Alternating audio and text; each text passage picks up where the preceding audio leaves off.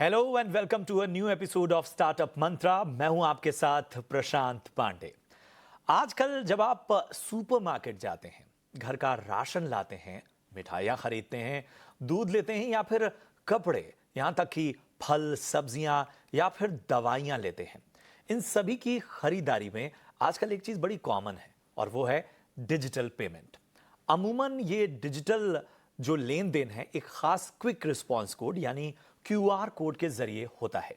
लेकिन क्या आपको पता है कि जब भी आप इस तरह की स्कैनिंग के जरिए पेमेंट करते हैं तो इसका जरिया बनती है फिनटेक कंपनी।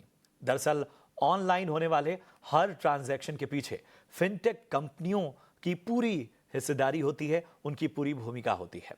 हालांकि इनका दायरा और भी बड़ा है, मगर ये फिनटेक है क्या, तो इसके नाम में ही दरअसल इसकी पूरी परिभाषा छिपी हुई है।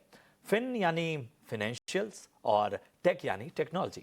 तो फिनटेक कंपनियां वो कंपनियां होती हैं जो टेक्नोलॉजी की मदद से आपके कारोबार को आगे बढ़ाती हैं या इस तरह की फाइनेंशियल सर्विस देती हैं जिसमें टेक्नोलॉजी का भरपूर इस्तेमाल होता है। मोबाइल बैंकिंग से लेकर इंश्योरेंस तक, यहां तक कि क्रिप्टो करेंसी और इन्वेस्टमेंट एप्स सभी फिनटेक का ही हिस्सा हैं। और आज हम इसीलिए स्टार्टअप का फिनटेक मंत्र लेकर आए हैं। तो सबसे पहले जरा इस इंडस्ट्री को समझते हैं। चलते हैं हमारे सहयोगी शरद के पास जो बता रहे हैं स्टार्टअप के इस फिनटेक कनेक्शन के बारे में।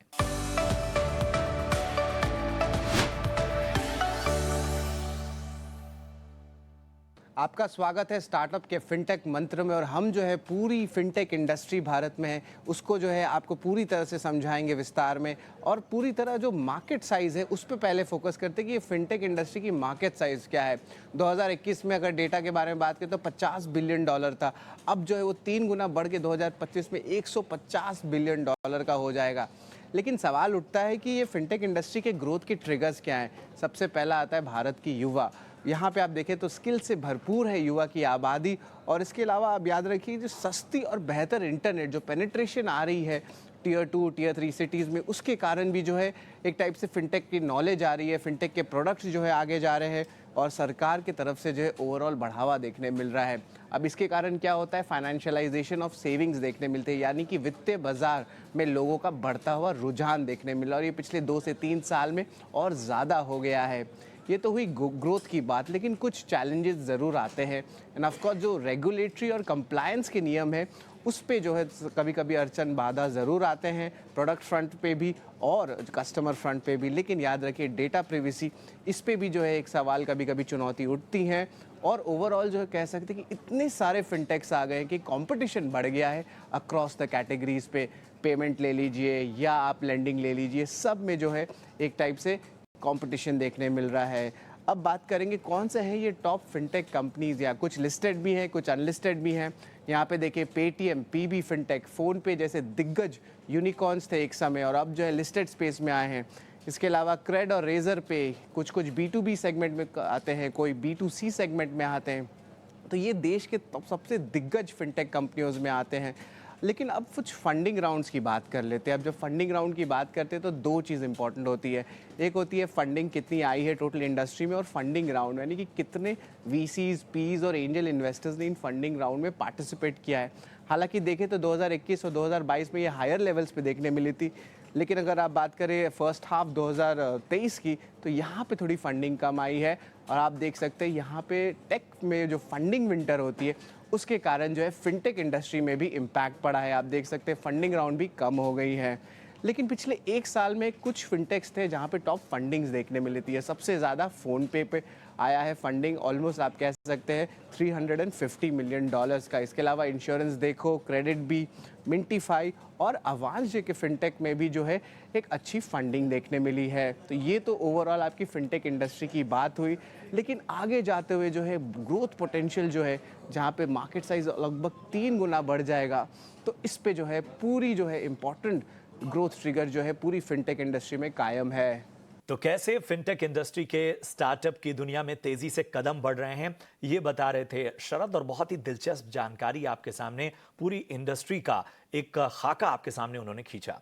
अब दिग्गज स्टार्टअप वायना के chief financial officer Vinod Parmar साहब हमारे साथ जुड़ चुके हैं और जरा उनसे हम इस बारे में चर्चा करते हैं। विनोद जी, बहुत बहुत स्वागत है आपका ईटी नाउ स्वदेश में। जरा हमें ये बताइए कि ये जो फिनटेक शब्द है, इसकी परिभाषा तो मैंने बता दी, लेकिन भारतीय स्टार्टअप्स की दुनिया में बड़ा स्ट्रॉन्ग बज रखता है ये शब्द।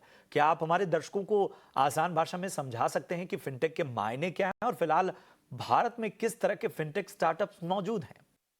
आई थिंक टेक्नोलॉजी का जो एक पहला वेव था इंडिया में, जो आईटी आउटसोर्सिंग हम जिसे कहते थे, starting from around the 2000 era, for the next 10-15 years India को ग्लोबल मैप पे एक तरह से एस्टेब्लिश कर चुका है। लाइकवाइज पिछले 8 से 10 साल में आई थिंक जो एक startup led technology work India में हो रहा है, उसमें amongst multiple sectors fintech is a sector which probably has seen amongst the highest contributions other than e-commerce and some others. तो अगर इसको एक आसान वर्ड्स में समझने की कोशिश करें, फिनटेक एसेंशियली कॉम्बिनेशन है दो वर्ड्स का, फाइनेंस एंड टेक्नोलॉजी। इसमें हो ये रहा है कि आज जिस तरह की मूलभूत फाइनेंशियल प्रोडक्ट्स या सर्विसेज जो टिपिकली बैंक्स या एनबीएफसीज या फंड हाउसेज ऑफर कर रहे थे इंडिया के कस्टमर्स को, चाहे वो रिटेल कस्टमर्स हो, ये ग्राहक, या फॉर दैट मैटर बिजनेस या इंस्टीट्यूशनल क्लाइंट्स हो, इसको एक तरह से उसकी आउटरीच या उसकी पहुंच बढ़ाने के लिए टेक्नोलॉजी का उपयोग करके अलग अलग टाइप की फाइनेंशियल या बैंकिंग सुविधाएं छोटे से छोटे ग्राहक के पास ले जाना, ये एक जर्नी जो है फाइनेंशियल टेक्नोलॉजी कंपनीज या फिनटेक स्टार्टअप्स आज निभा रहे हैं। एंड पिछले एक 8-10 साल में बहुत इसमें आई थिंक उनका योगदान रहा है। अगर नंबर्स की बात करें, एक तरह से बहुत सारा फॉरेन डायरेक्ट इन्वेस्टमेंट या विदेशी निवेश इंडिया में इस सेक्टर के थ्रू हुआ है। लास्ट ईयर के अगर हम नंबर देखें 2022 में तकरीबन $6 बिलियन, 40,000 करोड़, 40,000 करोड़ का निवेश इस सेक्टर में हुआ है। लाखों नए जॉब्स क्रिएट हुए हैं। बट सबसे इम्पोर्टेंट एक अगर हम इसका एक कंट्रीब्यूशन समझे तो इट इज टुवर्ड्स हेल्पिंग अपनी जो एक डोमेस्टिक इकोनॉमी है, इसके जो छोटे से छोटे कॉन्स्टिट्यूएंट्स हैं, चाहे वो लघु से लघु उद्योग हो या जो इंडिविजुअल ग्राहक है, ना कि वो सिर्फ जो मेट्रो या टीयर 1 शहरों में रहते हैं, बट टीयर 2, टीयर 3, टीयर 4 शहरों में भी आज फाइनेंशियल प्रोडक्ट्स की रीच टेक्नोलॉजी के माध्यम से पहुंचाना, ये फिनटेक स्टार्टअप्स का काम रहा है। एंड उसी दिशा में आई थिंक बहुत सारा रेगुलेटरी एंड बैंकिंग एक्सेप्टेंस या चेंज, बदलाव पिछले 5-10 साल में आया है। अगर हम एक मोटा मोटी तौर पे देखें किस टाइप के प्लेयर्स फिनटेक वो जर्नी में इवॉल्व हुए हैं पिछले एक 5-6 साल में या पिछले एक दशक में, एक 6-7 की एरियाज ध्यान में आते हैं। सबसे पहला है बैंकिंग की रीच या बैंकिंग की पहुंच। कंट्री के जहां जहां तक मोबाइल नेटवर्क या इंटरनेट का एक्सेस पहुंच चुका है, वहां तक बैंकिंग की रीच पहुंचवाना वाज वन ऑफ द एक की ऑब्जेक्टिव्स।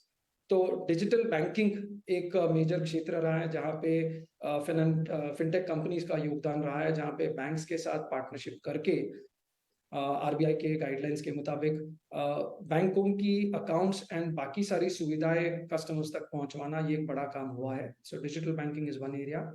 दूसरा है पेमेंट्स। आई थिंक अब ये it's no longer a secret, पूरे दुनिया में आई थिंक भारत एक उदाहरण बन गया है कि अगर टेक्नोलॉजी कंपनीज, रेगुलेटर और बैंक्स तीनों साथ में मिलकर काम करें तो कुछ ऐसा अद्भुत यूपीआई या आधार लिंक पेमेंट सिस्टम्स का जो काम इंडिया में हुआ है, वो दुनिया में किसी और देश में अभी तक हुआ नहीं है।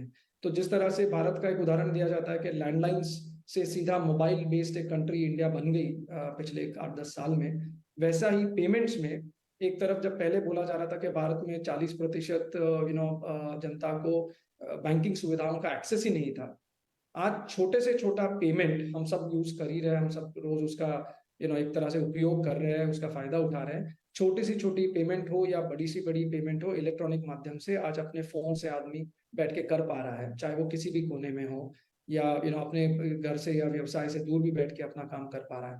सो पेमेंट्स एक क्षेत्र है जहाँ पे बहुत रेवोल्यूशनरी काम इंडिया में हुआ है। एंड पूरी दुनिया चाहती है कि इंडिया में जो पेमेंट सिस्टम इवॉल्व हुए हैं वो उनके यहाँ पे हम टेक्नोलॉजी के थ्रू, अपने एक्सपीरियंस के थ्रू, अपने स्ट्रक्चर्स या प्लेटफॉर्म या रेगुलेटरी गाइडलाइंस के थ्रू उनकी मदद कर सके। बिल्कुल विनोद जी, अगर हम इस पूरी इंडस्ट्री के अब ग्रोथ ट्रिगर्स को समझना चाहें तो आपकी नजर में वो कौन से ग्रोथ ट्रिगर्स होंगे? सो तीन चीजें आई थिंक क्रिटिकली ध्यान में रखनी पड़ेगी हम सबको भी as players and as a wider industry.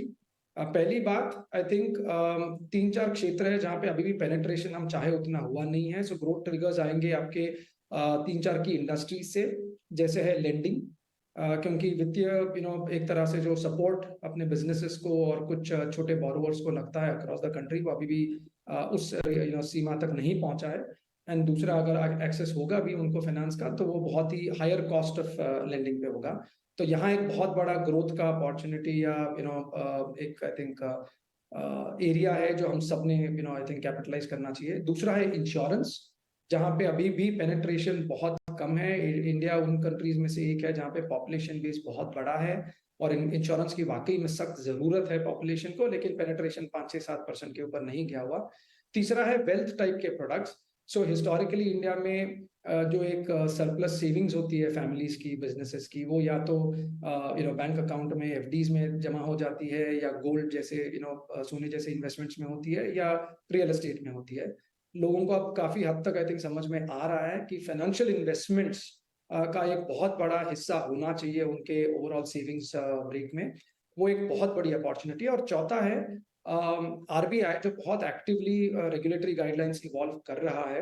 I think कई बाकी सेंट्रल बैंक्स के मुकाबले आई थिंक हम बहुत एक तरह से खुशकिस्मत है कि आरबीआई एक बहुत ही इनोवेशन फ्रेंडली बट उसी समय पे रिस्क को कंट्रोल करने के हिसाब से काफी clear guidelines time to time ले आ रही है।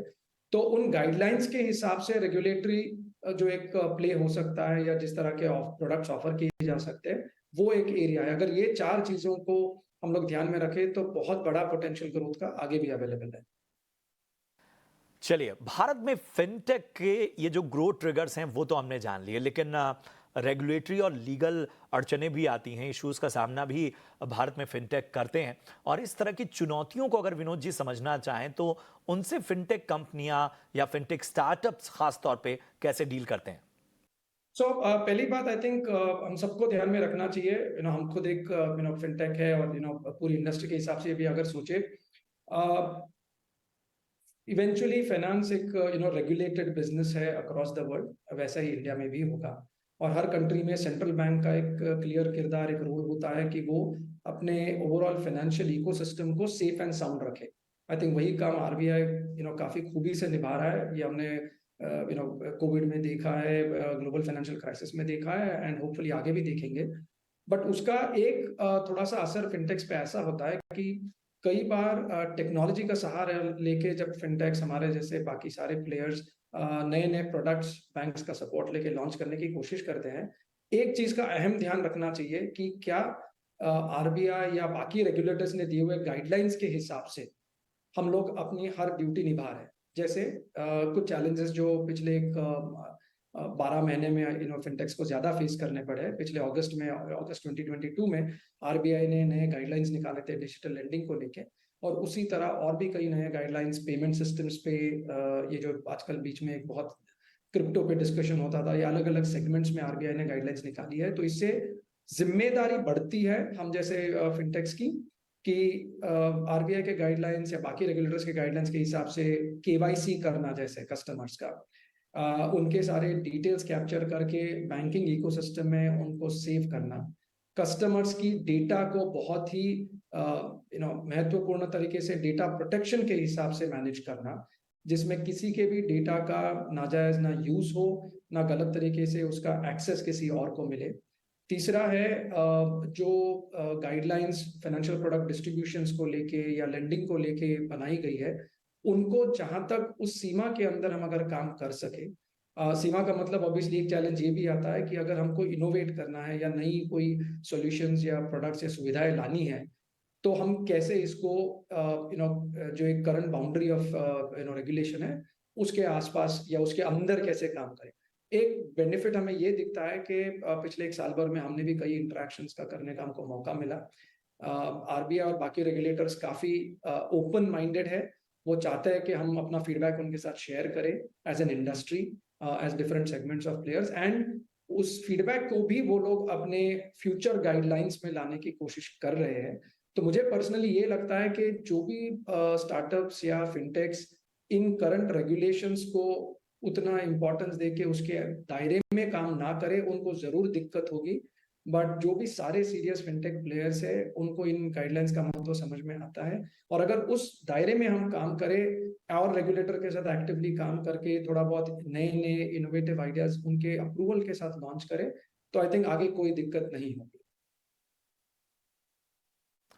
बिल्कुल। और चलिए अब जरा फिनटेक के जो फंडिंग वाला फ्रंट है उसको जरा समझ लेते हैं। तो क्या फिनटेक सेक्टर के लिए जो फंडिंग विंटर चालू है वो चालू रहेगा, या अगले 4 से 6 महीने के नजरिए से अगर हम देखें तो फिर से फंडिंग जो है वो शुरू हो पाएगी? सो इनफैक्ट मेरा थोड़ा सा इसमें विचार या मत अलग होगा, जो एक्सपीरियंस हम देख रहे हैं मार्केट में। पहली बात, अक्रॉस सेक्टर्स फंडिंग विंटर का एक थोड़ा सा जो डिस्कशन हो रहा है वो कुछ हद तक सही है, बिकॉज पिछले 3-4 साल में कोविड के कारण खास करके जब लिक्विडिटी बहुत सरप्लस थी, माने एक तरह से चाहे अमेरिका हो या बाकी कंट्रीज में सेंट्रल बैंक ने बहुत सारे पैसा का सप्लाई लिक्विडिटी अवेलेबल करवा के आसान कर दिया था सारे बड़े इन्वेस्टर फंड्स को, चाहे वेंचर कैपिटल हो, प्राइवेट इक्विटी हो या दूसरे टाइप के इन्वेस्टर्स हो, कि आप रिस्क उठा के और इन्वेस्टमेंट करने को काफी लोग तैयार थे। वो बिल्कुल दौर हमारे थोड़ा सा पीछे छूट चुका है। तो एक तरह से यस, जो एक इजी अवेलेबिलिटी ऑफ फंडिंग था वो अब दौर नहीं रहा। बट ये भी हकीकत है कि अच्छे businesses, sound fundamentally sound businesses को आज भी फंडिंग का कोई एक तरह से शॉर्टेज नहीं है। हाँ, थोड़ा सा समय ज्यादा लग सकता है, ड्यू डिलिजेंस अब ज्यादा हो रहा है, बिकॉज कुछ बीच में किस्से ऐसे आए भी थे कि कुछ स्टार्टअप्स ने शायद जिस जो भरोसा एक इन्वेस्टर्स ने, बोर्ड ने उन पे रखा था, शायद पूरा फुलफिल ना किया हो। तो थोड़ी सी अब ड्यू डिलिजेंस ज्यादा होगी, बट एक तरह से वो अच्छा है, बिकॉज इससे जो साउंड एंड एक तरह से बोला जाए तो फंडामेंटली स्ट्रॉन्ग बिजनेसेस है वो उभर के सामने आएंगे। और ऐसे बिजनेसेस को फंडिंग का कोई शॉर्टेज नहीं है। मतलब एक तरह से अगर आप पब्लिक मार्केट या इक्विटी को देखें, बहुत सारे छोटे कंपनीज का आज लिस्टिंग हो रहा है, चाहे वो बीएसई एनएसई के स्मॉल एक्सचेंज पे, और इन्वेस्टर्स का उसमें बिल्कुल एपेटाइट है, रिस्क उठाने को लोग तैयार है। वैसे ही आई थिंक स्टार्टअप वर्ल्ड में, फिनटेक में खास करके, जहाँ पे बिजनेसेस में आगे जाके एक अच्छा रेवेन्यू ग्रोथ एंड कहीं ना कहीं एक प्रॉफिटेबल बिजनेस बनने का अगर कैपेसिटी है, उनको फंडिंग में कोई शॉर्टेज नहीं होगी। जो बहुत एक तरह से एक्सेस फंड्स को यूज करके बिजनेस खड़ा करने का जो दौर था पिछले कुछ साल, वो बिल्कुल नहीं रहेगा आगे। उन बिजनेसेस को फंड रेज करने में दिक्कत आ सकती है। तो विनोद जी ने फंडिंग को लेकर अपना नजरिया दिया। अब जरा उनसे अगले सवाल की ओर बढ़ते हैं। अब आप अपनी कंपनी के बारे में जरा बताएं। वायना ये है क्या कंपनी, आपकी कंपनी करती क्या है, और ग्रोथ को लेकर आगे आपके क्या प्लान्स हैं? मैंने आई थिंक एक 4-5 जो सेगमेंट्स बोले थे फिनटेक, उसमें एक क्रिटिकल सेगमेंट या एक एक तरह से पिलर, एक स्तंभ रहा है लेंडिंग का। माने एक तरह से आज जो बैंकिंग या इंडिया में बहुत स्ट्रांग, उसके बैंक्स के बाद में एनबीएफसी और माइक्रो फाइनेंस इंस्टीट्यूशंस का जो एक बेस बना हुआ है, उनकी जो एक रीच के छोटे से छोटे बोरोवर्स को क्या आसानी से लोन मिल सकता है अपनी पर्सनल नीड्स के लिए या बिजनेस रिक्वायरमेंट के लिए, तो वहां पे फिनटेक्स का काफी बड़ा आई थिंक रोल पिछले कुछ सालों से उभर रहा है। हमारा फोकस वायना में खास करके बिजनेसेस, मतलब जो जिसको एमएसएमईज हम बोलते हैं इंडिया में, माइक्रो टू स्मॉल एंटरप्राइजेस या लघु उद्योग, उनको उनकी बिजनेस के लिए जो वर्किंग कैपिटल की आवश्यकता होती है, जिसका आज उनको शायद सप्लाई थोड़ा कम मिलता है, उस क्षेत्र में हमारा फोकस रहा है। और पिछले 6 साल में हम लोग ने सप्लाई चेन फाइनेंस के माध्यम से काफी बड़े स्केल पे, काफी बड़े पैमाने पे ये काम किया हुआ है। लगभग 2 लाख करोड़ की फंडिंग हमारे नेटवर्क के थ्रू हमारे पार्टनर बैंक्स ने करी हुई है। तो एक तरफ हम लोग बड़े लो कॉस्ट ऑफ फंड्स ऐसी एक पार्टनरशिप्स बैंक्स के साथ करके उनके कैपिटल को हम लोग डिप्लॉय करवा रहे हैं लघु उद्योगों के पास में, शॉर्ट टेनर फंडिंग करा के। मतलब अगर आप एक छोटा बिजनेस हो जिसका एक आध बड़े कॉर्पोरेट के सप्लाई चेन में सप्लाई हो रहा हो, या आप एक कोई बड़े कॉर्पोरेट से माल खरीद के डिस्ट्रीब्यूशन का काम कर रहे हो, तो ऐसे बिजनेसेस को हम लोग उनके बिजनेस के सामने फंडिंग दिलाते हैं। एंड इसके पीछे काफ़ी एक स्ट्रॉन्ग टेक्नोलॉजी प्लेटफॉर्म हमारा बना हुआ है, जिससे हम सीधे उनके अकाउंटिंग या ERP सिस्टम से जुड़ते हैं।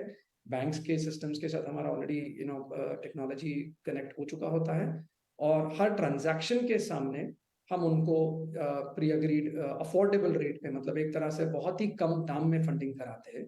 बिल्कुल विनोद जी, अब आखिरी सवाल मेरा जो है वो एक तरह से उन उभरते और नए फिनटेक एंटरप्रेन्योर्स और इंथुजियास्ट्स के बारे में है जो बहुत सारी प्रेरणाएं लेना चाहते हैं, बहुत सारा इंसाइट्स जानना चाहते हैं। तो ऐसे इंथुजियास्ट्स को आपकी क्या अहम एडवाइस होगी?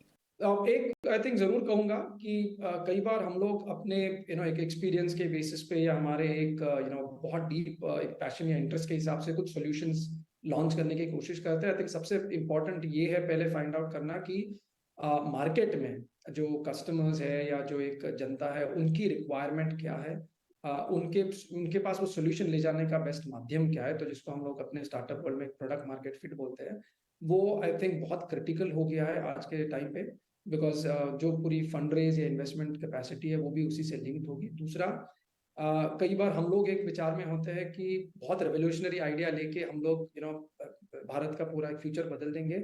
आई थिंक बेबी स्टेप्स हमने पहले सोचना चाहिए कि क्या हम ऐसा कुछ अफोर्डेबल काम एंड कस्टमर तक ले जा सके जिसकी उनको आज गरज है। पहले उस प्रॉब्लम को सॉल्व करें और धीरे धीरे उसी कस्टमर के साथ हम लोग फिर और कई सारे सॉल्यूशंस लॉन्च कर सकते हैं। बिल्कुल, तो ये थे वायना के CFO विनोद परमार साहब। बहुत बहुत शुक्रिया हमें समय देने के लिए और इस खास चर्चा और विश्लेषण के लिए। और दिग्गजों की बात हो रही है, अलग अलग तरीके से हम हर पहलू को टटोल रहे हैं, तो स्टार्टअप वर्ल्ड्स में दिग्गजों की राय बहुत मायने रखती है और इसलिए इस शो में एक बहुत बड़ा हिस्सा उनका होता है। और इसी कड़ी में हमने खास बातचीत की अपूर्व रंजन शर्मा से। जी हाँ, अपूर्व रंजन शर्मा जो कि जनरल पार्टनर और को फाउंडर हैं वेंचर कैटलिस्ट्स और 9 यूनिकॉर्न्स के। चलिए आपको इस बातचीत के खास अंश दिखाते हैं। मेरा पहला प्रश्न ये है कि ये जो प्रो स्टार प्लेटफॉर्म है, ये जो इनिशिएटिव शुरू किया गया है, आप हम हमारे दर्शकों को इसके बारे में कुछ जानकारी दीजिए, बताइए कि ये वेंचर कैपिटल में ये क्या इनिशिएटिव है।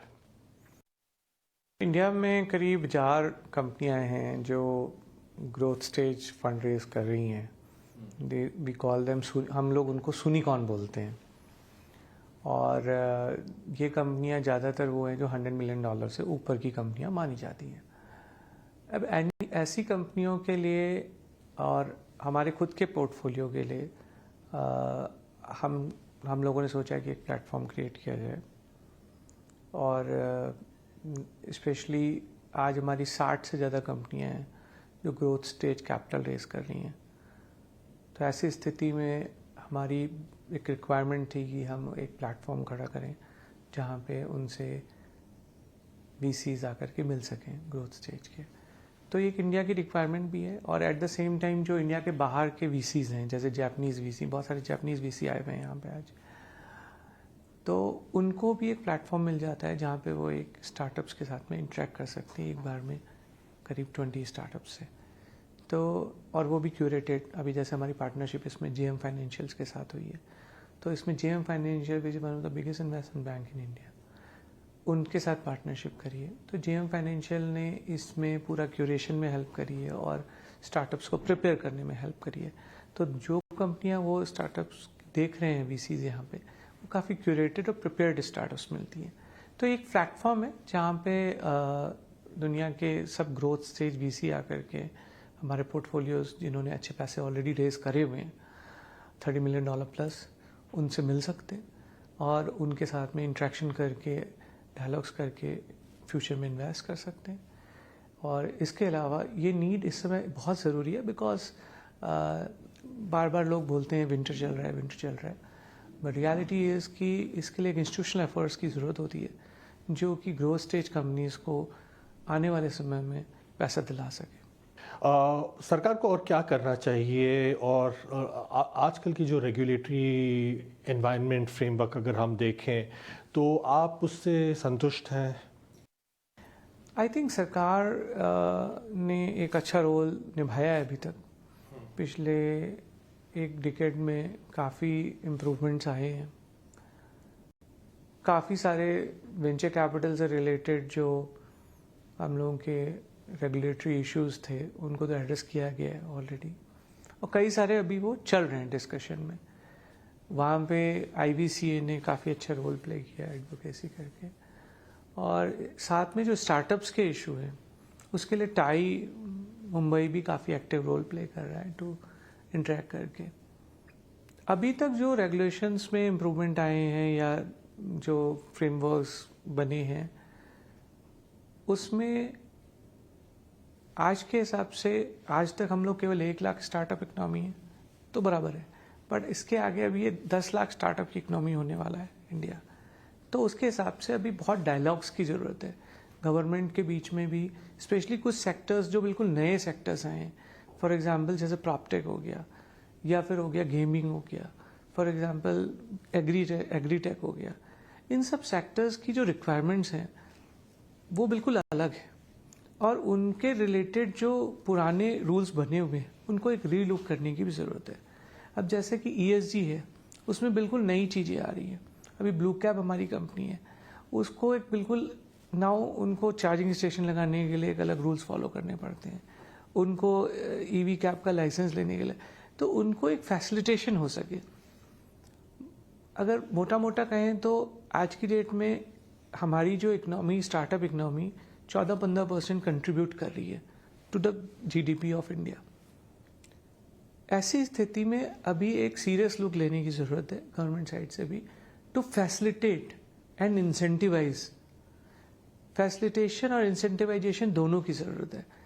तो बड़ी दिलचस्प बातचीत अपूर्व से भी हमारी रही, और बहुत सारे पहलुओं और कई चीज़ें जो हम आमतौर पे बहुत टेक्निकल उलझते हैं उनको बहुत सिंप्लीफाई करके हमारे तमाम एक्सपर्ट्स और जो भी इंडस्ट्री से जुड़े लोग हैं वो सामने रख रहे हैं। चलिए अब शो की आखिर में हम पहुंच चुके हैं और शो को यहीं हमें वाइंड अप करना होगा, लेकिन अगर एक निष्कर्ष निकालें तो आप बिना कागज़ के आज कर्ज ले सकते हैं, बिना कैश के पेमेंट कर सकते हैं, बिजली पानी के बिल्स भी मोबाइल वॉलेट से जमा हो पा रहे हैं। इतना ही नहीं, इंश्योरेंस से लेकर शेयर मार्केट तक में इन्वेस्टमेंट सब कुछ डिजिटल हो चुका है और मोबाइल ऐप्स के जरिए संभव है। ये डिजिटल पेमेंट क्रांति का जो आधार है वो यही फिनटेक स्टार्टअप्स हैं, फिनटेक कंपनियां हैं। इसलिए ज़रूरी है कि इनकी जो तरक्की की राह हो वो आसान हो, बेहतर हो और एक भविष्य की तस्वीर भी खींचें। साथ ही फिनटेक कंपनियों के सामने चुनौतियों पर भी आज हमने बात की। उम्मीद है कि हमारा शो आपको पसंद आया हो। मिलेंगे अगले हफ्ते स्टार्टअप मंत्र के एक और दिलचस्प एपिसोड के साथ। फिलहाल मुझे और मेरी पूरी टीम को दीजिए इजाजत। आप देखते रहिए ET नाउ स्वदेश। नमस्कार।